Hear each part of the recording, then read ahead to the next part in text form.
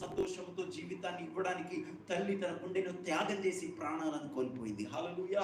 ఈ రోజున ప్రపంచంలో ఉన్న ప్రతి మనిషి సంతోషాన్ని దొంగిలించిన సాతానుడు, సంతోషాన్ని దొంగిలించిన పాపము నుండి విడుదలనిచ్చి ఆ యొక్క ప్రాణం పెట్టి మరలా మనుషుల జీవితాల్లో సంతోషాన్ని ఇవ్వడానికి భూమి మీదకి వచ్చి ప్రాణం పెట్టాడు. గట్టిగా స్తోత్రం చెప్తామా?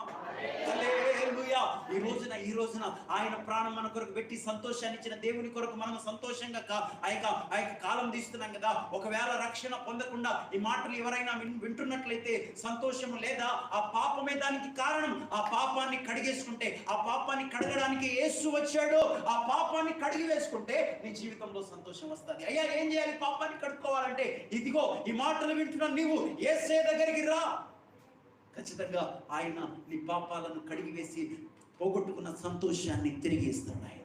గట్టిగా చెప్పండి కొడుతూ ప్రభు నామమున. హల్లెలూయా. హల్లెలూయా.